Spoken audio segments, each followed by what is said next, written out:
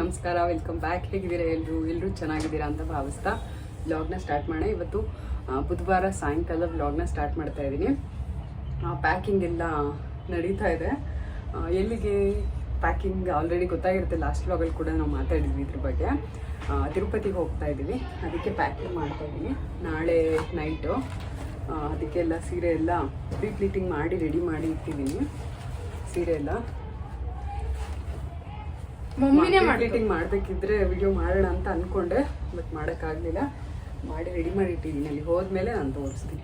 Okay, ಅವಾಗಲೇ ಸ್ವಲ್ಪ clipping ತೊಗೊಂಡೆ, ಬಟ್ ಅದಷ್ಟು ಚೆನ್ನಾಗಿ ಬಂದಿಲ್ಲ. ಇವಳ್ದು ಅದೇ ಬರ್ತಡೇ ಗಿಫ್ಟ್ಗಳು ಕೊಟ್ಟಿದ್ದಿತ್ತಲ್ಲ, ಅದನ್ನೇ ಇಟ್ಕೊಂಡು ಫುಲ್ಲು ನಾನು ಇದು ತೊಗೊತೀನಿ ಅದು ತೊಗೊತೀನಿ ಅಂತ ಹೇಳಿದೆ. ಹೋಗ್ತಾ ಇರೋದು ಟ್ರೈನಲ್ಲಿ. ಓದ್ಕೊಳ್ಬೇಕು ನೀನು, ಎಕ್ಸಾಮ್ ಹತ್ರ ಇದೆ. ಇಲ್ಲೇ ಇವತ್ತು ನಾಳೆ ಎಲ್ಲ ಕಂಪ್ಲೀಟ್ ಮಾಡ್ಕೊ. ಈಗ ಹೆಂಗಿದ್ರು 3 ಡೇಸಿಂದ ಓದ್ಕೊತಾ ಇದೆ ಅಲ್ವಾ. ಅವನು ಅಷ್ಟೇ, ಏನಿತ್ತು ಅದು ಮಂಡೇ ಏನು ಟ್ಯೂಸ್ಡೇ ಏನಿದೆ ಅದನ್ನೆಲ್ಲ ಸ್ವಲ್ಪ ಓದ್ಕೊಂಡಿದ್ದಾನೆ. ಆಯಿತಾ, ನೀನು ಹಂಗೆ ಮಾಡ್ಕೊ. ಇದೊಂದು ಡ್ರೆಸ್ಸು ತರಿಸ್ಕೊಂಡಿದ್ದೆ ಆರ್ಡರ್ ಮಾಡಿ. ಇದನ್ನು ಹಾಕ್ಕೊಂಡಾಗ ತೋರಿಸ್ತೀನಿ, ಅಲ್ಲೇ ಹಾಕ್ಕೊಂಡಾಗ ತೋರಿಸ್ತೀನಿ. ಪಿಂಕ್ ಆ್ಯಂಡ್ ಬ್ಲೂ ಕಾಂಬಿನೇಷನ್ ಚೆನ್ನಾಗಿದೆ. ಇದನ್ನು ಸಾಫ್ಟಾಗಿದೆ.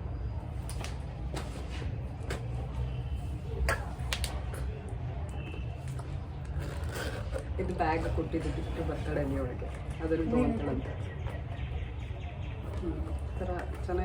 ಗುರುವಾರ ನೈಟು ನಾವು ತಿರುಪತಿಗೆ ಟ್ರೈನ್ನ ಬುಕ್ಕಿಂಗ್ ಮಾಡಿರೋವಂಥದ್ದು. ಹಾಗಾಗಿ ನಾವು ಬುಧವಾರನೇ ಒಂದು ಸ್ವಲ್ಪ ಪ್ಯಾಕಿಂಗ್ ಮಾಡ್ಕೊಂಬಿಡೋಣ ಅಂಥೇಳಿ ಬುಧವಾರ ಮಧ್ಯಾಹ್ನ ಒಂದು ಸ್ವಲ್ಪ ಪ್ಯಾಕಿಂಗ್ ಮಾಡ್ತಾಯಿದ್ದೆ. ಪ್ಯಾಕಿಂಗ್ ಎಲ್ಲ ಮುಗಿಸಿ ಆದಮೇಲೆ ನಾನು ಯೂಟ್ಯೂಬ್ ಓಪನ್ ಮಾಡಿದೆ. ಆಗ ನನಗೆ ಒಂದು ವಿಡಿಯೋ ಕಾಣಿಸ್ತಾ ಆಯಿತಾ ಯೂಟ್ಯೂಬಲ್ಲಿ. ಅದು ಒಂದು 2-3 ದಿನದಿಂದ ನನಗೆ ಕಾಣಿಸ್ತಾನೆ ಇತ್ತು. ಏನಿದು ಸೌಜನ್ಯ ಅಂತ ಕೇಸ್ ಇತ್ತಲ್ಲ ಅದರದ್ದು. ಅದು ಆ್ಯಕ್ಚುಲಿ ನಾನು ಆಲ್ರೆಡಿ ಥರ್ಡ್ ಐ ಚಾನಲಲ್ಲಿ ನೋಡ್ತಾ ಇದ್ದೆ ರೆಗ್ಯುಲರಾಗಿ ಏನಾಗ್ತಾಯಿದೆ, ಏನು ಅಪ್ಡೇಟ್ ಆಗ್ತಾಯಿದೆ, ಇದ್ರ ಬಗ್ಗೆ ಏನಾದ್ರು ಮುಂದೆ ಹೊರಿತಾ ಇದೆಯಾ ಏನು ಅಂಥೇಳಿ ಆಗಾಗ ನೋಡ್ತಾ ಇದ್ದೆ. ನಾನು ಮುಂಚೆಯಿಂದನೂ ನಂಗೆ ಆ ಕೇಸ್ ಬಗ್ಗೆ ಗೊತ್ತಿದೆ, ಯಾಕಂದರೆ ನಾನು ಥರ್ಡ್ ಐ ಚಾನಲ್ನ ಫಾಲೋ ಮಾಡ್ತೀನಿ. ಅವರು ಆಗಾಗ ಅದ್ರ ಬಗ್ಗೆ ಮಾತಾಡ್ತಾನೆ ಇರ್ತಾರೆ. ಹಾಗಾಗಿ ನಂಗೆ ಅದ್ರ ಬಗ್ಗೆ ಮುಂಚೆನೇ ಗೊತ್ತಿತ್ತು. ಬಟ್ ಇದು ತುಂಬಾ ಜನ ವ್ಯೂಸ್ ಆಗಿತ್ತು. ಏನಿದು ಇಷ್ಟು ಬೇಗನೆ ಕ್ರೋರ್ ತನಕ ರೀಚ್ ಆಗಿಬಿಟ್ಟಿದೆಯಲ್ಲ ಅಂತ ಹೇಳಿ ಓಪನ್ ಮಾಡಿ ನೋಡಿದಾಗ ಅದು ಯಾವ ರೀತಿ ಅಂದರೆ ಫುಲ್ಲು AI ಯೂಸ್ ಮಾಡಿಕೊಂಡು ಒಂದು ಮೂವಿ ಥರನೇ ಅವರು ತೋರಿಸಿದ್ದಾರೆ. MD ಸಮೀರ್ ಅವರು. ಅವ್ರದ್ದು ನಾನು ಲಾಸ್ಟ್ ವೀಡಿಯೋ ನೋಡಿದ್ದಂಥದ್ದು ಯಾವುದಂದರೆ ಮುತ್ಯಗಳ ಬಗ್ಗೆ ಒಂದು ವೀಡಿಯೋನ ಮಾಡಿದ್ರಲ್ಲ, ಅದನ್ನು ನೋಡಿದ್ದೆ ಆ್ಯಕ್ಚುಲಿ. ಅದಾದಮೇಲೆ ಇದನ್ನೇ ನೋಡಿದ್ದಂಥದ್ದು. ನೋಡಿ ನನಗಂತೂ ಒಂಥರ ಕಣ್ಣಿಗೆ ಕಟ್ಟಂಗೆ ಆಗ್ಬಿಡ್ತು ಆ ಸ್ಟೋರಿ. ಒಂಥರ ನೋಡ್ಬಿಟ್ಟು ಖಂಡಿತವಾಗ್ಲೂ ಹೆಣ್ಣಾಗಿ ಒಂದು ಹೆಣ್ಣು ಮಗುವಿನ ತಾಯಿಯಾಗಿ ಹೇಳೋ ಅಂಥದ್ದು ಖಂಡಿತವಾಗ್ಲೂ ಈ ರೀತಿ ಯಾವುದೇ ಹೆಣ್ಮಗುಗೂ ಆಗಬಾರ್ದು. ಖಂಡಿತವಾಗ್ಲೂ ಆಗಬಾರ್ದು. ಹೋಗಿದೆ. ನ್ಯಾಯ ಸಿಗಲಿ. ಏನು ಅನ್ಯಾಯ ಆಗಿದೆ ನ್ಯಾಯ ಸಿಗಲಿ. ಹಾಗೆಯೇ ತಪ್ಪಿಲ್ಲದೇ ಶಿಕ್ಷೆ ಅನುಭವಿಸಿರೋ ಅಂಥ ಸಂತೋಷ್ ಅನ್ನೋ ವ್ಯಕ್ತಿಗೆ ಮಾತ್ರ ನಿಜವಾಗ್ಲೂ ಅನ್ಯಾಯ ಆಗಿದೆ ಅಂತ ಹೇಳ್ಬೋದು. ಯಾವ ರೀತಿ ಅವ್ರಿಗೆ ನ್ಯಾಯ ಒದಗಿಸ್ಕೊಡೋಕ್ಕಾಗುತ್ತೆ ಅನ್ನೋದೇ ಒಂದು ಪ್ರಶ್ನೆ ಇಲ್ಲಿ ಯೋಚನೆ ಮಾಡಿದಾಗ. ತನ್ನ ತಪ್ಪಿಲ್ಲದೆ ಇದ್ರೂ ಅಷ್ಟು ವರ್ಷ ಜೈಲಲ್ಲಿದ್ದು ಅಷ್ಟೆಲ್ಲ ಶಿಕ್ಷೆ ಅನುಭವಿಸಿರೋ ಅಂಥ ಅವ್ರಿಗೆ ಏನು ಮಾಡೋಕ್ಕಾಗತ್ತೆ, ಯಾವ ರೀತಿ ನ್ಯಾಯ ಕೊಡ್ಸೋಕ್ಕಾಗತ್ತೆ? ಯಾವ ರೀತಿಯೂ ಕೊಡ್ಸೋಕ್ಕಾಗಲ್ಲ ಅಲ್ವಾ. ಅದು ಕೂಡ ದೊಡ್ಡ ಅನ್ಯಾಯ ಅಂತಲೇ ಹೇಳ್ಬೋದು. ನಮ್ಮ ಸುತ್ತಮುತ್ತ ಹೆಣ್ಣು ಮಕ್ಕಳಿಗೆ ಈ ರೀತಿಯಾದಂಥ ದೌರ್ಜನ್ಯದ ಘಟನೆಗಳು ಸಾಕಷ್ಟು ನಡೀತಾನೆ ಇರುತ್ತೆ. ಪ್ರತಿದಿನ ನಡೀತಾ ಇದೆ ಕೂಡ. ಈಗಲೂ ಕೂಡ ವಯಸ್ಸು ಮಕ್ಕಳು, ಚಿಕ್ಕ ಮಕ್ಕಳು ಅಂತ ನೋಡೋದೇ ಇಲ್ಲ, ಆ ರೀತಿ ನಡೀತಾ ಇದೆ ನಿಜವಾಗ್ಲೂ. ಇದೆಲ್ಲದು ಅದು ಯಾವಾಗ ನಿಲ್ಲುತ್ತೆ ನಿಜವಾಗ್ಲೂ ಗೊತ್ತಿಲ್ಲ. ಮನುಷ್ಯರು ಯಾವಾಗ ಮನುಷ್ಯರು ಆಗ್ತಾರೆ ಅಂತ ಅನಿಸುತ್ತೆ ಈ ರೀತಿಯಾದಂಥ ಒಂದಷ್ಟು ಘಟನೆಗಳನ್ನ ನೋಡಿದಾಗ. ಭಯ ಕೂಡ ಆಗುತ್ತೆ. ಒಂದು ಹೆಣ್ಣು ಮಗುವಿನ ತಾಯಿಯಾಗಿ ಭಯ ಆಗುತ್ತೆ. ಶಾಲೆಗೆ ಹೋಗಿದ್ದ ಮಗು ವಾಪಸ್ ಬಂದಿಲ್ಲ, ಕಾಲೇಜಿಗೆ ಹೋಗಿದ್ದ ಮಗು ವಾಪಸ್ ಬಂದಿಲ್ಲ. ಈ ರೀತಿಯಾಗಿ ಸಿಕ್ಕಾಗ ಆ ಒಂದು ತಂದೆ ತಾಯಿಯ ಮನಸ್ಸು ಹೆಂಗೆ ಆಗಿರ್ಬೋದು, ಯಾವ ರೀತಿ ಅವ್ರ ಭಾವನೆ ಹೆಂಗಾಗಿರ್ಬೋದು ಅಂತ ಅನಿಸುತ್ತೆ ನಿಜವಾಗ್ಲೂ. ಮಕ್ಕಳ ಮೇಲೆ ಸಾವಿರಾರು ಕನಸುಗಳನ್ನ ಕಟ್ಕೊಂಡಿರ್ತಾರೆ. ಖಂಡಿತವಾಗ್ಲೂ ಈ ವಿಚಾರದಲ್ಲಿ ನ್ಯಾಯ ಸಿಗಲೇಬೇಕು. ನ್ಯಾಯ ಸಿಗಲಿ ಅಂತ ನಾನು ಕೂಡ ಆ ದೇವರಲ್ಲಿ ಪ್ರಾರ್ಥನೆ ಮಾಡ್ಕೊಳ್ತೀನಿ. ಈ ರೀತಿಯಾದಂಥ ಒಂದು ಘಟನೆಗಳು ನಡೀದೇ ತಡಿಬೇಕು ಅಥವಾ ನಡೆದ ಮೇಲೆ ಅವ್ರಿಗೆ ಒಂದು ಕಠಿಣವಾದ ಶಿಕ್ಷೆ ಆದಷ್ಟು ಬೇಗ ಆದರೆ ಮಾತ್ರ ಈ ರೀತಿಯಾದಂಥ ಘಟನೆಗಳನ್ನ ತಡೆಯೋಕ್ಕೆ ಸಾಧ್ಯ. ಸುಮ್ಮನೆ ಅವರು ಒಂದಷ್ಟು ವರ್ಷ ಜೈಲಲ್ಲಿದ್ದು ವಾಪಸ್ ಬಂದರೆ ಏನೂ ಪ್ರಯೋಜನ ಇಲ್ಲ, ಮತ್ತು ಅದೇ ರೀತಿ ನಡೀತಾನೆ ಹೋಗುತ್ತೆ. ಹಾಗಾಗಿ ಇದಕ್ಕೆ ಸರ್ಕಾರನೇ ಒಂದು ಡಿಸಿಷನ್ನ ತಗೋಬೇಕು, ನ್ಯಾಯಾಂಗ ವ್ಯವಸ್ಥೆಯಲ್ಲಿ ಕಠಿಣವಾದ ಶಿಕ್ಷೆ ಕೊಡಬೇಕು, ಆಗ ಮಾತ್ರ ಇದನ್ನು ತಡೆಯೋದಕ್ಕೆ ಸಾಧ್ಯ. ನಿಮ್ಮ ಅನಿಸಿಕೆನ ಕಮೆಂಟ್ ಮಾಡಿ ತಿಳಿಸಿ. ನನಗೆ ಹೀಗೆ ಅನಿಸುತ್ತೆ.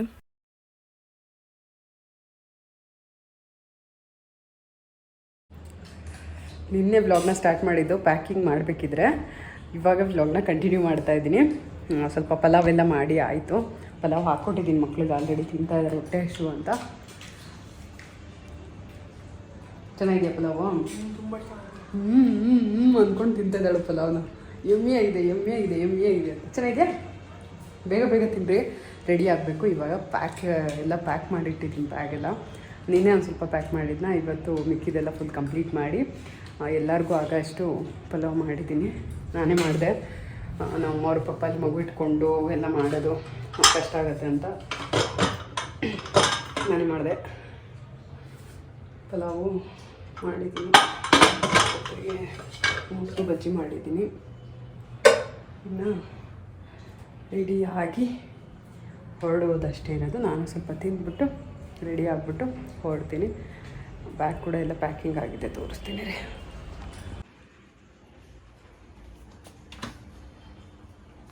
ಬ್ಯಾಗೆಲ್ಲ ಫುಲ್ ಕಂಪ್ಲೀಟ್ ಪ್ಯಾಕಿಂಗ್ ಆಗಿದೆ. ಏನಿದ್ರು ಹೊರಡೋದಂದೇ ಬಾಕಿ. ಹೊರಡುವ ಬಟ್ಟೆ ನೋಡಿ ಅಲ್ಲಿ ಇಲ್ಲಿ ಬಿಸಾಕಿದ್ದಾರೆ. ಎಷ್ಟೇ ಹೇಳಿದ್ರೂ ಹಾಕಲ್ಲ ಅವರು, ಬಕೆಟ್ಗೆ ಬಿಸಾಕದೆ ಅಲ್ಲ. ಸರಿ, ಎಲ್ಲ ಎತ್ತಿಟ್ಬಿಟ್ಟು ಹೊರಡೋಣ. ತಿನ್ಬಿಡಿ ಬೇಗ ಬೇಗ. ತಿಂದು ಕೃಷ್ಣ ಪಟ ಅಂತ. ಪಾತ್ರೆನೂ ಎಲ್ಲ ತೊಳೆದಿಟ್ಬಿಟ್ಟಿದ್ದೀನಿ. ನನ್ನ ಪಾತ್ರೆಗಳು ಇಲ್ಲ ಯಾವುದೂ, ಎಲ್ಲ ತೊಳೆದಿಟ್ಟಿದ್ದೀನಿ. ಇನ್ನು ಒಂದೇನೋ ಇದೆ ಅನಿಸುತ್ತೆ ಪಾತ್ರೆ. ಎಲ್ಲ ತೊಳೆದಿಟ್ಟಿದ್ದೆ ಪಾತ್ರೆಗಳನ್ನು. ಇನ್ನು ಒಂದಿದೆ, ತಿಂದಾದ್ಮೇಲೆ ತೊಳೆಯೋಣ ಅಂತ ಅಂದ್ಕೊಂಡು. ಅನಿಲ್ ಆಫೀಸಿಂದ ಡೈರೆಕ್ಟಾಗಿ ಬಂದಿದ್ದರಿಂದ ಅವ್ರಿಗೆ ಊಟ ಆಗಿರಲಿಲ್ಲ. ಹಾಗಾಗಿ ನಮ್ಮಮ್ಮ ಚಪಾತಿ ಟೊಮೊಟೊ ಗೊಜ್ಜು ಮಾಡ್ಕೊಂಡು ಬಂದಿದ್ದರು ನೆಕ್ಸ್ಟ್ ಡೇ ಮಾರ್ನಿಂಗ್ ಬ್ರೇಕ್ಫಾಸ್ಟ್ಗೆ ಅಂತ ಹೇಳಿ. ಹಾಗಾಗಿ ಅದನ್ನೇ ಸ್ವಲ್ಪ ಅನಿಲ್ಗೆ ಕೂಡ ಹಾಕ್ಕೊಟ್ಟಿದ್ದೆ. ಚಪಾತಿ ಮತ್ತು ಟೊಮೊಟೊ ಗೊಜ್ಜು ತಿಂದ್ಬಿಟ್ಟು ಬಸ್ ಸ್ಟಾಪಲ್ಲಿದ್ದೀವಿ ನಾವು. ಇವಾಗ ರೈಲ್ವೆ ಸ್ಟೇಷನ್ಗೆ ಹೋಗಬೇಕಾಗಿತ್ತು. ಟ್ರೈನ್ ಟಿಕೆಟು ಬುಕ್ ಮಾಡಿದ್ವಿ, ಕನ್ಫರ್ಮ್ ಆಗಬೇಕಾಗಿತ್ತು, ಬಟ್ ಕನ್ಫರ್ಮ್ ಆಗಲಿಲ್ಲ. ಅದು ವೇಟಿಂಗ್ ಲಿಸ್ಟಲ್ಲೇ ಕ್ಯಾನ್ಸಲ್ ಆಯಿತು. ತತ್ಕಾಲಲ್ಲಿ ಕೂಡ ಟ್ರೈ ಮಾಡಿದ್ವಿ, ಸಿಕ್ಕಲಿಲ್ಲ ತತ್ಕಾಲಲ್ಲಿ. ಹಾಗಾಗಿ ನಾವು ಬಸ್ ಹತ್ಕೊಂಡು ಹೋಗೋಣ ಅಂಥೇಳಿ ಬಸ್ ಸ್ಟಾಪ್ಗೆ ಬಂದಿದ್ದೀವಿ. ಬಸ್ ತುಂಬಾ ಖಾಲಿ ಇತ್ತು, ವೀಕ್ ಡೇ ಅಲ್ವಾ. ಹಾಗಾಗಿ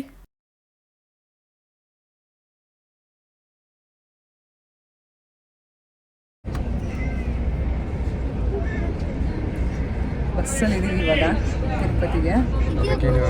ಅದಕ್ಕೆ ಏನೂ ಇಲ್ಲ, ಹೇಳ್ತಾ ಇದ್ದೀನಿ ನಮ್ಮ ವ್ಯೂವರ್ಸ್ಗೆ, ನಾನು ಹೇಳ್ತಾ ಇದ್ದೀನಿ. ನಾವು ಬಸ್ಸಲ್ಲಿದ್ದೀವಿ, ಟ್ರೈನಲ್ಲಿ ಹೋಗೋಕ್ಕಾಗಲಿಲ್ಲ, ಟ್ರೈನ್ ಟಿಕೆಟು ಕನ್ಫರ್ಮ್ ಆಗಲಿಲ್ಲ, ಅದಕ್ಕೆ ಬಸ್ಸಲ್ಲಿ ಹೋಗ್ತಾ ಇದ್ವಿ. ನಾನು ಅನಿಲು, ಈ ಕಡೆ ನಮ್ಮಮ್ಮ ಇಲ್ಲಿದ್ದಾರೆ, ಇಲ್ಲಿ ಹಿಂದ್ಗಡೆ ಚಿನಿ ಇಲ್ಲಿದ್ದಾರೆ, ಅಲ್ಲಿ ಹಿಂದೆ ಇದ್ದಾರೆ ನನ್ನ ತಮ್ಮನ ಹೆಂಡತಿ. ನಾವು ಇಲ್ಲಿ ನಮ್ಮ ಅಪ್ಪಾಜಿ ಮುಂದೆ ಎಲ್ಲೋ ಕೂತಿದ್ದಾರೆ. ಬಸ್ಸು ಸ್ವಲ್ಪ ಖಾಲಿ ಇದೆ, ಏನು ಅಷ್ಟು ರಶ್ ಇಲ್ಲ. ಹಾಗಾಗಿ ಎಲ್ಲ ಓಡಾಡಿಕೊಂಡು ಆರಾಮಾಗಿ ಹೋಗ್ತಾ ಇದ್ದೀವಿ. ಚೆನ್ನಾಗಿದೆ ಬಸ್ ಅಲ್ವಾ, ಆರಾಮಾಗಿದೆ, ಚೆನ್ನಾಗಿದೆ. ಈ ಥರ ಇದೆ.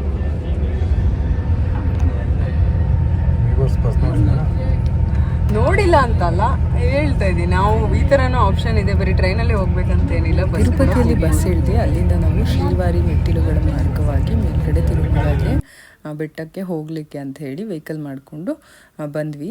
ಯೂಶ್ವಲಿ ನಾವು ತಿರುಪತಿಯಲ್ಲಿ ಇಳಿದು ಅಲ್ಲೇ ರೂಮ್ ಮಾಡಿ ಅಲ್ಲಿ ಒಂದಿನ ಸ್ಟೇ ಮಾಡಿ ಅದಾದ ನಂತರ ನೆಕ್ಸ್ಟ್ ಡೇ ನಾವು ಯೂಶ್ವಲಿ ತಿರುಮಲಗೆ ಹೋಗ್ತಾ ಇದ್ದಿದ್ದು. ಇದೇ ಮೊದಲನೇ ಸರ್ತಿ ನಾವು ಇಳಿದಿದ್ದ ತಕ್ಷಣ ಸ್ವಲ್ಪ ಇಲ್ಲೇ ಫ್ರೆಶ್ ಅಪ್ ಆಗಿಬಿಟ್ಟು ಬೆಟ್ಟ ಹತ್ತಲಿಕ್ಕೆ ಹೊರಡ್ತಾ ಇರೋ ಅಂಥದ್ದು. ಬೆಟ್ಟ ಹತ್ಬಿಟ್ಟು ಮೇಲ್ಗಡೆ ನಾವು ರೂಮ್ ಮಾಡಿದ್ವಿ. ಹಾಗಾಗಿ ತಿರುಮಲದಲ್ಲಿ ರೂಮ್ ಮಾಡಿದ್ರಿಂದ ನಾವು ತಿರುಪತಿಯಲ್ಲಿ ಮತ್ತೆ ಏನು ಇಲ್ಲಿ ಸ್ಟೇ ಮಾಡಲಿಲ್ಲ, ಡೈರೆಕ್ಟಾಗಿ ಸೀದಾ ತಿರುಮಲಗೆ ಹೋಗ್ತಾ ಇದ್ದೀವಿ. ಚೆನ್ನಾಗಿತ್ತು ವೆದರು, ಬೇಗನೆ ಬಂದ್ವಿ ಅಂತ ಹೇಳ್ಬೋದು. ಅದು ಅಲ್ಲದೆ ಇಲ್ಲಿ ನಡ್ಕೊಂಡು ಹೋಗಬೇಕು ಅಂತ ಬೇರೆ ಇತ್ತು ನಮಗೆ. ಪ್ರತಿ ವರ್ಷ ಬಂದಾಗೂ ನಾವು ನಡ್ಕೊಂಡೇ ಹೋಗೋದು. ಹೋದ ವರ್ಷ ಬಂದಾಗ ಅಂದರೆ 2 ವರ್ಷದ ಹಿಂದೆ ಬಂದಿದ್ದು, ಇವಾಗ ಮತ್ತೆ ಇದು ಬರ್ತಾ ಇರೋವಂಥದ್ದು. ಒಂದೊಂದು ಸರಿ ಪ್ರತಿ ವರ್ಷ ಬರ್ತೀವಿ, ಒಂದು ವರ್ಷ ಮಿಸ್ ಆದ್ರೂ ನೆಕ್ಸ್ಟ್ ವರ್ಷ ಅಂತೂ ಮಿಸ್ ಮಾಡಿದೆ ಬಂದೇ ಬರ್ತೀವಿ. ಎಲ್ಲ ನಡ್ಕೊಂಡು ಹೊರಟ್ವಿ. ನಾನು ಕೂಡ ಮಂಡಿ ಕಾಲಲ್ಲಿ ಕೂಡ ಒಂದಷ್ಟು ಮೆಟ್ಲುಗಳನ್ನ ಹತ್ತಿದೆ. ಹೆಚ್ಚು ಕಮ್ಮಿ ಒಂದು 100-150 ಮೆಟ್ಲಷ್ಟು ನಾನು ಮಂಡಿ ಕಾಲಲ್ಲಿ ಹತ್ಕೊಂಡು ಹೋದೆ. ಒಂಥರ ಚೆನ್ನಾಗಿತ್ತು, ಅದು ಕೂಡ ಎಕ್ಸ್ಪೀರಿಯೆನ್ಸ್ ಚೆನ್ನಾಗಿತ್ತು. ಅದರದ್ದು ನೋವು ಕೂಡ ಹಾಗೇ ಇದೆ. ಇನ್ನು ಊರಿಗೆ ವಾಪಸ್ ಬಂದರೂ ಕೂಡ ನೋವು ಹಾಗೇ ಇದೆ. ಹೋಗ್ತಾ ORS ಎಲ್ಲ ಮಾಡ್ತಿದ್ರು. ನಮ್ಮಂಗೆ ಸ್ವಲ್ಪ ಜಾಸ್ತಿ ಸುಸ್ತಾಗಿತ್ತು ಈ ಸರಿ ಮೇಲೆ ಹತ್ತಲಿಕ್ಕೆ. ಆದರೂ ಕೂಡ ನಾನು ಸ್ವಲ್ಪ ಮೋಟಿವೇಟ್ ಮಾಡಿಕೊಂಡು ಕರ್ಕೊಂಡೋದೆ. ಅದು ಅಲ್ಲದೆ ಏನು ಗೊತ್ತಾ, ಒಬ್ಬರು 95 ವರ್ಷದ ಅಜ್ಜ ನಡ್ಕೊಂಡು ಹೋಗ್ತಾಯಿದ್ರು. ಅಂದರೆ ಅವ್ರಿಗೆ ಆರಾಮಾಗಿ ನಡೆಯೋಕ್ಕಾಗ್ತಾಯಿಲ್ಲ, ಅಂದರೆ ಬಗ್ಕೊಂಡಿದ್ದಾರೆ, ಅವರು ಆಲ್ರೆಡಿ ಬಗ್ಗಿದ್ದಾರೆ. ಇದರಲ್ಲೇ ನಡ್ಕೊಂಡು ಹೋಗ್ತಾಯಿದ್ರು. ಅದನ್ನು ನೋಡ್ಬಿಟ್ಟು ನಮ್ಮಂಗೆ ನಾನು ಹೇಳ್ತಾಯಿದ್ದೆ, ನಿಂಗೆ ಇನ್ನೂ 60 ವರ್ಷವೂ ಆಗಿಲ್ಲ, 55 ವರ್ಷಕ್ಕೆ ಫುಲ್ಲು ಸುಸ್ತು ಹೊಡಿತಾ ಇದೆಯಲ್ಲ. ಅವರು ನೋಡು 95 ವರ್ಷ ಆದ್ರೂ ಹೆಂಗೆ ನಡ್ಕೊಂಡು ಹೋಗ್ತಾಯಿದ್ದಾರೆ ಅಂತ ಹಂಗೋ ಹಿಂಗೋ ಒಂದು ಸ್ವಲ್ಪ ಮೋಟಿವೇಶನ್ ಕೊಟ್ಬಿಟ್ಟು ನಮ್ಮಮ್ಮನ ಆರಾಮಾಗಿ ಫಾಸ್ಟಾಗಿ ಕರ್ಕೊಂಡೋದೆ. ನೋಡ್ತಾ ಇರ್ಬೋದು, ಇವರನ್ನೇ ನಾನು ಹೇಳಿದ್ದು. ಇವರು ಅಲ್ಲದೆ ಒಬ್ಬರು ಹ್ಯಾಂಡಿಕ್ಯಾಪ್ಡ್ ಕೂಡ ಅಷ್ಟೇ, ಕೋಲಿಡ್ಕೊಂಡು ಹೋಗ್ತಾಯಿದ್ರು. ಇವ್ರನ್ನೆಲ್ಲ ನೋಡಿದಾಗ ನಾವು ಆರಾಮಾಗಿರೋರೆ ಇಷ್ಟು ಸುಸ್ತು ಮಾಡ್ಕೋತೀವಿ, ಇವರೆಲ್ಲ ಇಷ್ಟು ಕಷ್ಟಪಟ್ಟು ಬೆಟ್ಟ ಹತ್ತುತ್ತಾರಲ್ಲ ಅಂತ ಅನಿಸುತ್ತೆ ನನಗಂತೂ. ಇದನ್ನ ನೋಡಿದಾಗ ಒಂಥರ ಖುಷಿ ಕೂಡ ಆಗುತ್ತೆ ಇವ್ರನ್ನೆಲ್ಲ ನೋಡಿದ್ರೆ. ನಾವು ಕೂಡ ಅವ್ರನ್ನೆಲ್ಲ ಮಾತಾಡಿಸ್ಕೊಂಡು ಅವ್ರ ಹತ್ರ ಆಶೀರ್ವಾದ ಎಲ್ಲ ತಗೊಂಡು ಆಮೇಲೆ ಬೆಟ್ಟ ಹತ್ತುತ್ತಾ ಹಾಗೆ ಸಾಕಷ್ಟು ಜನ ಪರಿಚಯ ಆಗ್ತಾರೆ ಈ ರೀತಿ ಹೋದಾಗ. ಎಲ್ಲರನ್ನೂ ಮಾತಾಡಿಸ್ಕೊಳ್ತಾ ಬೆಟ್ಟವನ್ನು ಹತ್ತಿ ಮುಗಿಸಿದ್ವಿ. ನಂತರ ನಾವು ರೂಮ್ಗೆ ಹೋಗಿ ಸ್ನಾನ ಎಲ್ಲ ಮಾಡಿಕೊಂಡು ಫ್ರೆಶ್ ಅಪ್ ಆಗಿ ರೆಡಿ ಆಗಿಬಿಟ್ಟು ದೇವ್ರ ದರ್ಶನಕ್ಕೆ ಹೋದ್ವಿ. ನಮಗೆ ಪಾದಯಾತ್ರೆ ಟೋಕನ್ ಕೂಡ ಸಿಕ್ಕಿತ್ತು. ನೀವು ಬೆಳಗ್ಗೆನೇ ಹೋದರೆ ಅಂದರೆ ಫಸ್ಟಿಗೆ ಸ್ಟಾರ್ಟಿಂಗ್ ಹೋದರೆ ನಿಮಗೆ ಪಾದಯಾತ್ರೆ ಟೋಕನ್ ಸಿಗುತ್ತೆ, ಇಷ್ಟಂತ ಹೇಳಿ ಅವೈಲಬಿಲಿಟಿ ಇರುತ್ತೆ. ಅದಲ್ಲದೆ ನೆಕ್ಸ್ಟ್ ಡೇಗೂ ಕೂಡ ಅವತ್ತು ಕೊಡ್ತಾ ಇರ್ತಾರೆ. ನೀವೇನಾದ್ರು ಸ್ವಲ್ಪ ಲೇಟ್ ಆಯಿತು ಅಂತ ಅಂದರೆ ನೀವು ಹೋಗಿದ್ದ ದಿನದ ನೆಕ್ಸ್ಟ್ ಡೇ ಸ್ಲಾಟ್ ಟಿಕೆಟ್ ಕೂಡ ನಿಮಗೆ ಸಿಗುತ್ತೆ.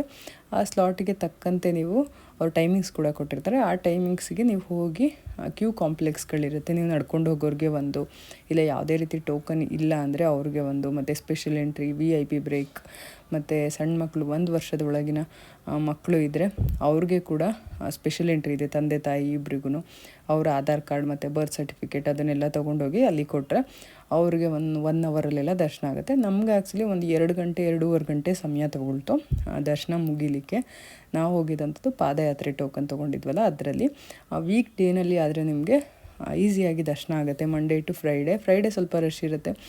ಮಂಡೇ ಟು ಥರ್ಸ್ಡೇ, ಟ್ಯೂಸ್ಡೇ ಎಲ್ಲ ಹೋಗ್ಬಿಟ್ರೆ ಅಂತೂ ಬೇಗನೆ ದರ್ಶನ ಆಗುತ್ತೆ. ಅದೇ ನೀವು ವೀಕೆಂಡ್ ಅಂದರೆ ಸ್ಯಾಟರ್ಡೆ ಸಂಡೇ ಎಲ್ಲ ಹೋದರೆ ನಿಮಗೆ ತುಂಬಾ ರಶ್ ಇರುತ್ತೆ, ಜಾಸ್ತಿ ಸಮಯ ತೊಗೊಳುತ್ತೆ ಅಂತ ಹೇಳ್ಬೋದು.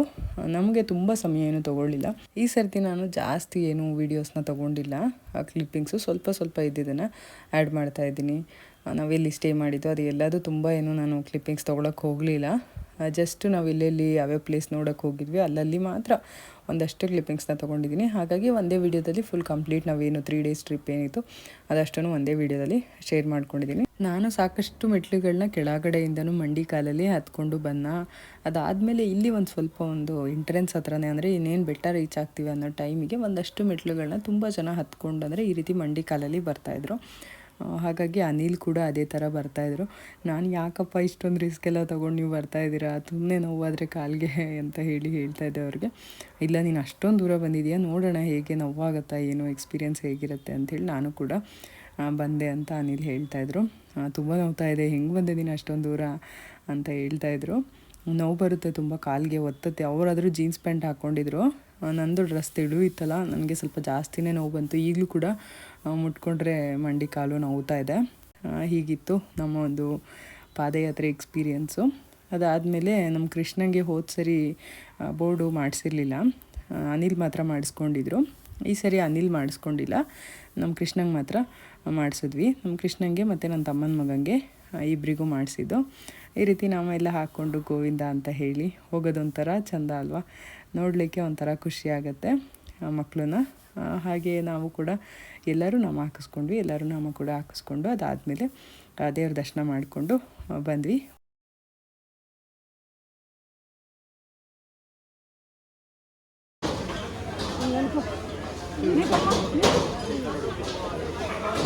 ನಾನು ಹಾಕಿಸ್ಕೊತೀನಿ, ಬರ್ರಿ.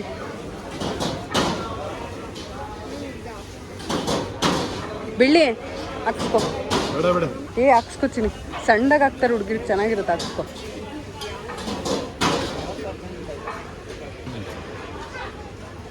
ಇದರಲ್ಲಿ ಮಂತ್ರಾಲಯದಲ್ಲಿ ಹಾಕ್ಸ್ಕೊಳ್ಳಿಲ್ವಾ, ಹಾಕ್ಸ್ಕೊ. ಇಲ್ಲಿ ದೊಡ್ಡದಾಗ ಹಾಕಲ್ಲ, ಗಂಡಸ್ರಿಗೆ ದೊಡ್ಡದಾಗ ಹಾಕ್ತಾರೆ, ಹುಡುಗಿರಿಗೆ ಚಿಕ್ಕದಾಗ ಹಾಕ್ತಾರೆ. ಚಿಕ್ಕದಾಗ తెలుసా ఏమంటే ఫుల్ ఫార్వర్డ్గా ఉన్నారు. సూపర్. ಈ ಥರ ಹಚ್ತಾರೆ ಅರ್ಚನಾ, ನಂಗೂ ಹಾಕಿ.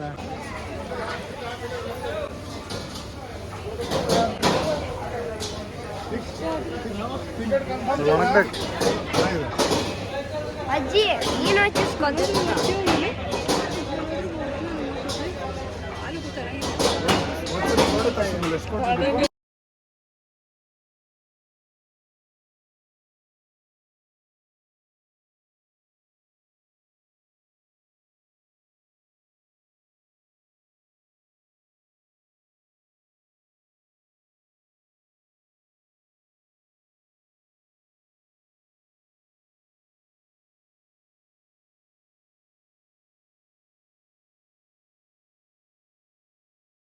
ನಡ್ಕೊಂಡು ಬಂದು ಅದು ಎಷ್ಟೇ ಸುಸ್ತಾಗಿದ್ರು ಆ ಒಂದು ದೇವ್ರ ದರ್ಶನ ಆಗಿದ ತಕ್ಷಣ ಆ ಒಂದು ಫೀಲ್ ಇದೆಯಲ್ಲ, ಅದಕ್ಕೇನೋ ಒಂದು ಎನರ್ಜಿ ಬಂದುಬಿಡುತ್ತೆ, ಎಲ್ಲ ಸುಸ್ತು ಹೊರಟೋಗ್ಬಿಡುತ್ತೆ. ಹಂಗೆ ನನಗೆ ಒಂಥರ ಮೈಕೈಯೆಲ್ಲ ನೋವಾಗಿ ಮೈಯೆಲ್ಲ ಜ್ವರ ಬಂದಂಗೆ ಆಗ್ಬಿಟ್ಟಿತ್ತು. ಅಂದರೆ ಮಂಡಿ ನೋವಿಗೆ ಸ್ವಲ್ಪ ಜ್ವರ ಬಂದಂಗೆ ಆಗಿತ್ತು. ನನಗೆ ಕಣ್ಣೆಲ್ಲ ಬಿಸಿ ಬಿಸಿ ಆಗ್ತಾಯಿತ್ತು, ಬಾಯೆಲ್ಲ ಒಂಥರ ಕಹಿ ಕಹಿ ಥರ ಫೀಲ್ ಆಗ್ತಾಯಿತ್ತು. ದೇವ್ರ ದರ್ಶನ ಆದಮೇಲೆ ಎಲ್ಲ ಮರ್ತೋಯ್ತು ನಿಜವಾಗ್ಲೂ. ಅಷ್ಟು ಸಮಾಧಾನ ಆಯಿತು, ಅಷ್ಟು ಖುಷಿ ಆಯಿತು. ಒಂದು ಪಾಸಿಟಿವ್ ವೈಬ್ಸ್ ಅಂತ ಬರುತ್ತಲ್ಲ, ಅದು ಬಂತು. ದೇವ್ರನ್ನ ತುಂಬ ಹತ್ತಿರದಿಂದ ನೋಡಿದ್ವಿ ಈ ಸರಿ, ಅದು ಕೂಡ ತುಂಬಾ ಖುಷಿ ಆಯಿತು. ತುಂಬ ಹತ್ತಿರದಿಂದ ನೋಡಿದ್ವಿ. ಒಂದು ಸ್ವಲ್ಪ ಅಂದರೆ ತುಂಬ ತಳ್ತಾ ಇರಲಿಲ್ಲ, ಒಂದು ಸ್ವಲ್ಪ ನೋಡೋದಕ್ಕೆ ಅವಕಾಶಕ್ಕೆ ಮಾಡಿಕೊಟ್ರು. ಹಾಗಾಗಿ ನನಗೆ ತುಂಬಾ ಖುಷಿ ಆಯಿತು. ಈಗಲೂ ಕೂಡ ಕಣ್ಣಲ್ಲಿ ತುಂಬ್ಕೊಂಡಿದ್ದೀನಿ ಅದು ದೇವ್ರ ದರ್ಶನನ, ಅದು ಖುಷಿ ಆಯಿತು. ಆಮೇಲೆ ಲಡ್ಡು ಎಲ್ಲ ತೊಗೊಂಡು ಇವಾಗ ಮೊಬೈಲ್ ತೊಗೊಂಡು ಹೋಗ್ತಾಯಿದ್ವಿ. ಲಡ್ಡು ಎಲ್ಲ ತೊಗೊಂಡು ಮೊಬೈಲ್ ಇಟ್ಟಿದ್ವಿ ಕೌಂಟ್ರಲ್ಲಿ, ಅಲ್ಲಿಂದ ಮೊಬೈಲ್ ತೊಗೊಂಡು ಇವಾಗ ಊಟಕ್ಕೆ ಹೋಗ್ತಾಯಿದ್ವಿ, ದೇವ್ರ ಪ್ರಸಾದ ತಿನ್ನೋಣ ಅಂತ ಹೇಳಿ. ಇಲ್ಲಿ ಪ್ರಸಾದ ತುಂಬಾ ಚೆನ್ನಾಗಿರುತ್ತೆ ತಿರುಪತಿಯಲ್ಲಿ. ನಾವು ಯಾವುದೇ ದೇವಸ್ಥಾನಕ್ಕೆ ಹೋದರೂ ಪ್ರಸಾದ ಅಂತೂ ಮಿಸ್ ಮಾಡದೆ ತೊಗೊಳ್ತೀವಿ. ಪ್ರಸಾದದ ಮಹತ್ವ ಅಷ್ಟು ಇರುತ್ತೆ. ನಾವು ದೇವ್ರ ದರ್ಶನದ ಜೊತೆಗೆ ದೇವ್ರ ಪ್ರಸಾದ ಕೂಡ ಸೇವನೆ ಮಾಡಿದ್ರೆ ಅದು ಕಂಪ್ಲೀಟ್ ಆಗುತ್ತೆ. ನಮ್ಮ ಒಂದು ದೇವರ ಏನು ದರ್ಶನ ಮಾಡಿರ್ತೀವಿ ಅದು ಕಂಪ್ಲೀಟ್ ಆಗಬೇಕು ಅಂತಂದರೆ ಪ್ರಸಾದನೂ ಕೂಡ ತೊಗೊಂಡು ನಾವು ತಿನ್ನಬೇಕು. ಹಾಗಾಗಿ ನಾವು ಯಾವುದೇ ದೇವಸ್ಥಾನಕ್ಕೆ ಹೋದರೂ ತಪ್ಪದೇ ಪ್ರಸಾದ ಕೊಡ್ತಾಯಿದ್ರೆ ಖಂಡಿತವಾಗ್ಲೂ ಪ್ರಸಾದನ ತೊಗೊಳ್ತೀವಿ. ಇಲ್ಲಿ ರಂಗೋಲಿ ಎಲ್ಲ ನೋಡೋದಕ್ಕೆ ಒಂದು ಚಂದ, ನನಗಂತೂ ಸಖತ್ ಇಷ್ಟ. ಈ ಒಂದು ಜಾಗ ತುಂಬ ಇಷ್ಟ ಆಗುತ್ತೆ ನನಗೆ. ಅಲ್ಲಿ ಮೇಲೆ ನಿಂತ್ಕೊಂಡು ನೋಡಿದಂಥ ಜಾಗ ಆಗಿರ್ಬೋದು, ಹಾಗೆಯೇ ಇಲ್ಲಿ ನಡೀತಾ ಇರುವಂಥ ಜಾಗ ಆಗಿರ್ಬೋದು, ಇದೆಲ್ಲ ನೋಡ್ಲಿಕ್ಕೆ ನಂಗೆ ತುಂಬಾ ಇಷ್ಟ. ಅದಕ್ಕೋಸ್ಕರ ಏನು ಮಾಡಿದ್ವಿ, ಇವತ್ತು ಇಲ್ಲೇ ಉಳಿದ್ಬಿಟ್ಟು ಮತ್ತು ನೆಕ್ಸ್ಟ್ ಡೇ ಕೂಡ ಒಂದು ಹಾಫ್ ಡೇ ಇಲ್ಲೇ ಟೈಮ್ ಸ್ಪೆಂಡ್ ಮಾಡಿಬಿಟ್ಟು ನಾವು ಅದಾದಮೇಲೆ ಕಂಚಿಗೆ ಹೋದ್ವಿ.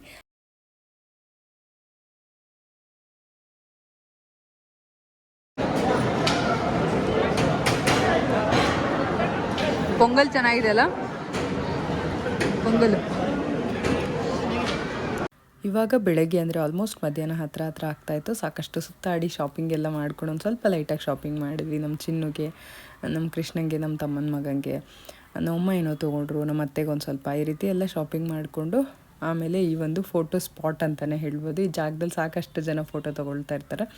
ಅಲ್ಲಿ ನಮ್ಮಮ್ಮ, ನಮ್ಮ ಅಪ್ಪಾಜಿ ಎಲ್ಲರಿಗೂ ಫೋಟೋ ತೆಗೆಸ್ಕೊಂಡು ಆಮೇಲೆ ನಾವು ಅಲ್ಲಿಂದ ಹೊರಟ್ವಿ ಬಸ್ಸಲ್ಲಿ. ತಿರುಮಲೆಯಿಂದ ತಿರುಪತಿಗೆ ಹೋಗ್ತಾಯಿದ್ವಿ. ಈ ಒಂದು ಘಾಟ್ ಸೆಕ್ಷನ್ ನೋಡೋಕೆ ಒಂಥರ ಚೆನ್ನಾಗಿರುತ್ತೆ, ಖುಷಿಯಾಗುತ್ತೆ ನೋಡಲಿಕ್ಕೆ. ಹೀಗೆ ಟ್ರಾವೆಲ್ ಮಾಡ್ತಾ ನಾವು ಹೋಗಿದ್ದು ಇಲ್ಲಿಂದ ಕಂಚಿಗೆ ಹೋದ್ವಿ. ನಾವು ಕಂಚಿಗೆ ಹೋದ್ವಿ. ಅಲ್ಲಿ 4 ದೇವಸ್ಥಾನಗಳಿದೆ. 4 ದೇವಸ್ಥಾನಗಳಿಗೆ ನಿಮಗೆ ಬಸ್ಸಲ್ಲಿ ಹೋಗಿ ಇಳಿದ್ರೆ ಆಟೋದವ್ರು ಬರ್ತಾರೆ. ರೈಲ್ವೆ ಸ್ಟೇಷನಲ್ಲೂ ಕೂಡ ಆಟೋದವ್ರು ಸಿಗ್ತಾರೆ ನಿಮಗೆ.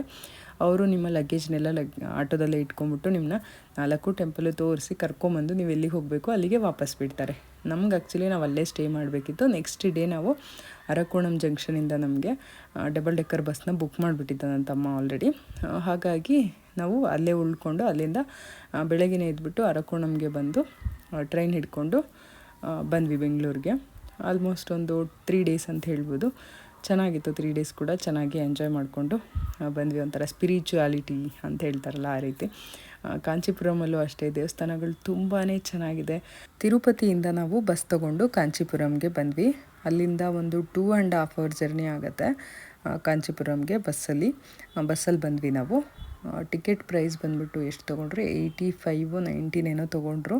ನನಗೆ ಎಕ್ಸಾಕ್ಟಾಗಿ ನೆನಪಿಲ್ಲ, ಸ್ಕ್ರೀನ್ ಮೇಲೆ ಚೆಕ್ ಮಾಡಿಬಿಟ್ಟು ಕೊಟ್ಟಿರ್ತೀನಿ. 85 to 90 ಅಂದ್ಕೊಳ್ತೀನಿ. ಅಷ್ಟು ತೊಗೊಂಡ್ರು ಎಲ್ಲರಿಗೂ ಒಬ್ಬೊಬ್ಬರಿಗೆ ಚಾರ್ಜಸ್ಸು. ಅಲ್ಲಿಂದ ನಾವು ಕಾಂಚೀಪುರಮಲ್ಲಿ ಬಂದು ಇಳಿತಿದ್ದಂಗೆ ನಮಗೆ ಒಬ್ಬರು ಆಟೋದವರು ಅಪ್ರೋಚ್ ಮಾಡಿದ್ರು.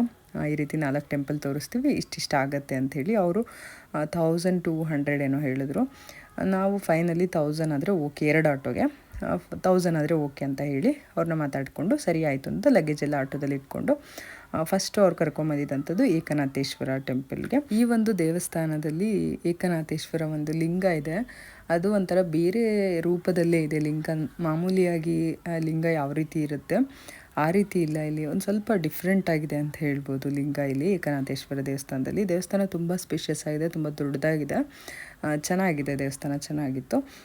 ಇಲ್ಲಿಂದ ನಾವು ವಾಮನನ ದೇವಸ್ಥಾನಕ್ಕೆ ಹೋದ್ವಿ. ಅದು ಕೂಡ ಅಷ್ಟೇ ಒಂಥರ ಡಿಫ್ರೆಂಟ್ ಆಗಿದೆ. ವಾಮನ 3ನೇ ಪಾದನ ಹಿಡ್ತಾನಲ್ವ, ರಾಜನ ತಲೆ ಮೇಲೆ ಹಿಡ್ತಾನಲ್ವ, ಆ ಒಂದು ರೂಪದಲ್ಲಿ ಇರೋ ಅಂಥದ್ದು.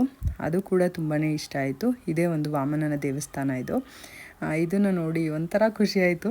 ಅನಿಲ್ಗಂತೂ ತುಂಬಾ ಇಷ್ಟ ಆಯಿತು ಇಲ್ಲಿರೋ ಎಲ್ಲ ಟೆಂಪಲ್ಸೂ. ಅದರಲ್ಲೂ ಕಂಚಿ ವರದರಾಜ ಸ್ವಾಮಿ ಮಾತ್ರ ನೋಡಿಬಿಟ್ಟು ನಮಗೆ ತುಂಬಾ ಖುಷಿ ಆಯಿತು. ಹಾಗೆಯೇ ಚಿನ್ನದ ಪಲ್ಲಿ, ಬೆಳ್ಳಿ ಪಲ್ಲಿ ಇರುತ್ತಲ್ಲ, ಅದೇ ಹಲ್ಲಿ ಇರುತ್ತಲ್ಲ, ಅದನ್ನ ಮುಟ್ಟಿದ್ವಿ. ಏನಾದ್ರು ದೋಷ ಇದ್ದರೆ ಅಂದರೆ ತಲೆ ಮೇಲೆ ಅಥವಾ ಅವಾಗವಾಗ ಅಲ್ಲಿ ಇಲ್ಲಿ ಎಲ್ಲ ಹಲ್ಲಿ ಬೀಳ್ತಾ ಇರುತ್ತಲ್ವ ಮೈ ಮೇಲೆ ಒಂದೊಂದು ಸರಿ, ಆವಾಗೆಲ್ಲ ಜಾಸ್ತಿ ಬೀಳೋದಂದರೆ ಹಂಚಿನ ಮನೆ ಎಲ್ಲ ಇದ್ದಾಗ. ಈಗ ಎಲ್ಲ ಈ ರೀತಿ RCC ರೂಫಿಂಗ್ ಎಲ್ಲ ಇರೋದ್ರಿಂದ ಕಡಿಮೆ ಹಲ್ಲಿ ಎಲ್ಲ ಮೈ ಮೇಲೆ ಬೀಳೋ ಅಂಥದ್ದು ಕಡಿಮೆ ಅಂತ ಹೇಳ್ಬೋದು. ಆದ್ರೂ ಆ ರೀತಿ ಏನಾದ್ರು ದೋಷ ಇದ್ದರೆ, ಹಲ್ಲಿ ಬಿದ್ದ ದೋಷ ಎಲ್ಲ ಇದ್ದರೆ ಈ ರೀತಿ ಕಂಚಿ ಬಂದುಬಿಟ್ಟು ಆ ಪಲ್ಲಿನ ಮುಟ್ಟಿದ್ರೆ ಆ ದೋಷ ಪರಿಹಾರ ಆಗುತ್ತೆ ಅಂತ ಹೇಳ್ತಾರೆ. ಹಾಗೆಯೇ ಅಲ್ಲಿಗೆ ಹೋಗಿರೋರನ್ನ ನೋಡಿದ್ರೆ ಕೂಡ ಅಂದರೆ ಏನು ಮಾಡ್ತಾರೆ, ಸ್ನಾನ ಮಾಡಿ ದೀಪ ಹಚ್ಚಿ ಕಂಚಿಗೆ ಹೋಗಿ ಬಂದಿರೋರನ್ನ ನೋಡಿದ್ರೆ ಕೂಡ ಆ ಒಂದು ದೋಷ ಪರಿಹಾರ ಆಗುತ್ತೆ ಅಂತ ಹೇಳ್ತಾರೆ.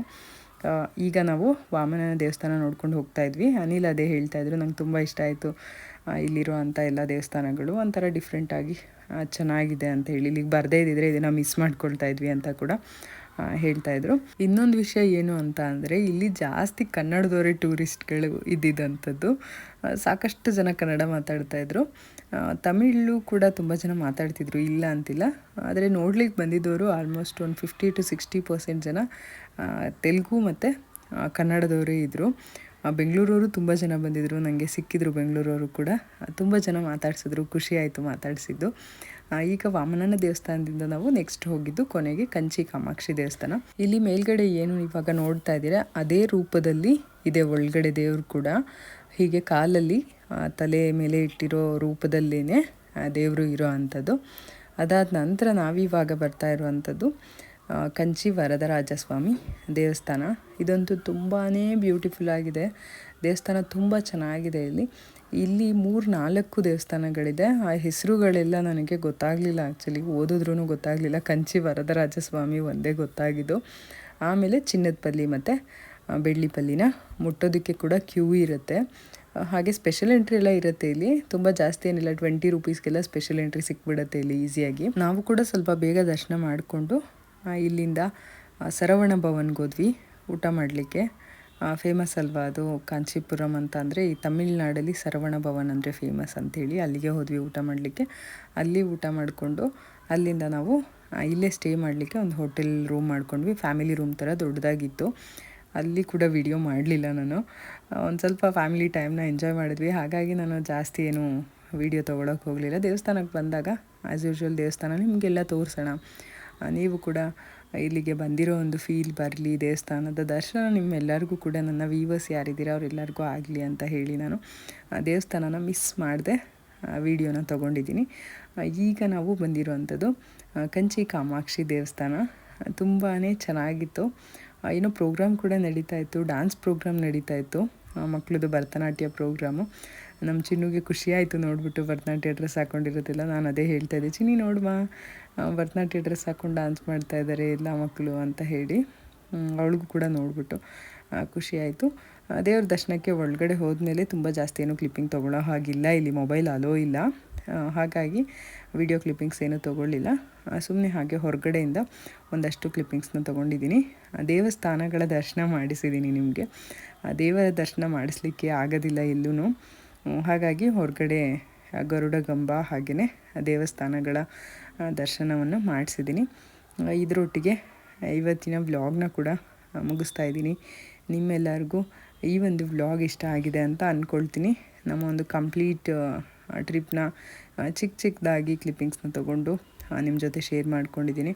ನಿಮಗೆಲ್ಲ ಈ ಒಂದು ವಿಡಿಯೋ ಇಷ್ಟ ಆಗಿದರೆ ಲೈಕ್ ಮಾಡಿ, ಶೇರ್ ಮಾಡಿ ಹಾಗೂ ಕಮೆಂಟ್ ಮಾಡಿ. ಹಾಗೆಯೇ ಸಬ್ಸ್ಕ್ರೈಬ್ ಮಾಡ್ಕೊಳ್ದೆ ಹಾಗೆ ನೋಡ್ತಾ ಇದ್ದರೆ ಸಬ್ಸ್ಕ್ರೈಬ್ ಮಾಡ್ಕೊಳ್ಳಿ, ಸಪೋರ್ಟ್ ಮಾಡಿ. ನಿಮ್ಮ ಒಂದು ಪ್ರೀತಿ ಪ್ರೋತ್ಸಾಹ ಯಾವಾಗಲೂ ಇರಲಿ ಅಂತ ಕೇಳ್ಕೊಳ್ತೀನಿ.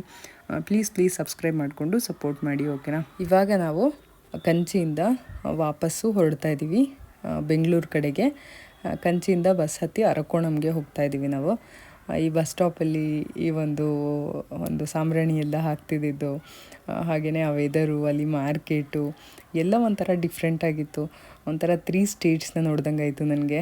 ಅಂದರೆ ತಮಿಳ್ನಾಡು, ಕಂಚಿಗೆ ಹೋದ್ವಾ, ಅದಾದಮೇಲೆ ತಿರುಪತಿ ಅಲ್ವಾ, ಅಲ್ಲಿ ಬೇರೆ ಭಾಷೆ, ಇಲ್ಲಿ ಬೇರೆ ಭಾಷೆ, ನಮ್ಮ ಒಂದು ಕರ್ನಾಟಕ, ನಮ್ಮದು ಕನ್ನಡ, ಈ ರೀತಿ ಒಂದು 3 ಸ್ಟೇಟ್ಸು, ಡಿಫ್ರೆಂಟ್ ಕಲ್ಚರು ಪಕ್ಕ ಇದ್ದರೂ ಕೂಡ ಡಿಫ್ರೆಂಟಾಗಿರುತ್ತೆ ಒಂಥರ. ಹಾಗನ್ನಿಸ್ತು. ಈಗ ಪರವಾಗಿಲ್ಲ, ಒಂದು ಸ್ವಲ್ಪ ಭಾಷೆ ಎಲ್ಲ ಬರೋದಕ್ಕೆ, ಒಂದಷ್ಟು ನೋಡಿರೋದಕ್ಕೆ ತುಂಬ ಹೊಸ್ತಂತ ಅನಿಸಲ್ಲ. ಮುಂಚೆ ಎಲ್ಲ ತುಂಬ ಹೊಸ್ತಂತ ಅನ್ನಿಸ್ತಾ ಇತ್ತು ಇವೆಲ್ಲ ನೋಡಿದಾಗ. ಚೆನ್ನಾಗಿತ್ತು. ನಮ್ಮ ಒಂದು 3 ಡೇಸ್ ಟ್ರಿಪ್ ಚೆನ್ನಾಗಿತ್ತು. ಚೆನ್ನಾಗಿ ಎಂಜಾಯ್ ಮಾಡಿದ್ವಿ. ನೀವೆಲ್ಲ ಈ ಒಂದು 3 ಡೇಸ್ ಟ್ರಿಪ್ನ ಒಂದು ಹಾಫ್ ಆನ್ ಅವರಲ್ಲಿ ನಾನು ಆದಷ್ಟು ಕವರ್ ಮಾಡಲಿಕ್ಕೆ ಟ್ರೈ ಮಾಡಿದ್ದೀನಿ. ನಿಮಗೂ ಕೂಡ ವಿಡಿಯೋ ಇಷ್ಟ ಆಗಿದೆ ಅಂತ ಭಾವಿಸ್ತೀನಿ. ನಾನಿನ್ನು ಇವತ್ತಿನ ವ್ಲಾಗ್ನ ಮುಗಿಸಿ ಹೊರಡ್ತಾ ಇದ್ದೀನಿ. ಮತ್ತೆ ಸಿಗ್ತೀನಿ ನಾನು ನಿಮಗೆ ನನ್ನ ಒಂದು ಡೈಲಿ ವ್ಲಾಗ್ ಜೊತೆಗೆ ಬೆಂಗಳೂರಿಗೆ ವಾಪಸ್ ಬಂದಮೇಲೆ. ಇದರೊಟ್ಟಿಗೆ ಇವತ್ತಿನ ವ್ಲಾಗ್ನ ಮುಗಿಸ್ತಾ ಇದ್ದೀನಿ, ಓಕೆನಾ? ಬರಲಾ? ನಿಮಗೆಲ್ಲ ಇಷ್ಟ ಆಗಿದರೆ ಖಂಡಿತ ಸಬ್ಸ್ಕ್ರೈಬ್ ಮಾಡ್ಕೊಂಡು ನೋಡಿ, ಪ್ಲೀಸ್ ಸಬ್ಸ್ಕ್ರೈಬ್ ಮಾಡಿಕೊಂಡು ಸಪೋರ್ಟ್ ಮಾಡಿ. ನಿಮ್ಮೆಲ್ಲರ ಪ್ರೀತಿ ಪ್ರೋತ್ಸಾಹ ಸಬ್ಸ್ಕ್ರಿಪ್ಷನ್ ಮೂಲಕ ದಯವಿಟ್ಟು ತೋರಿಸಿ. ನಮ್ಮ ಒಂದು ಯೂಟ್ಯೂಬ್ ಫ್ಯಾಮಿಲಿಗೆ ನೀವು ಕೂಡ ಜಾಯ್ನ್ ಆಗಿ ಅಂತ ಹೇಳ್ತಾ ಬರಲಾ? ಬಾಯ್.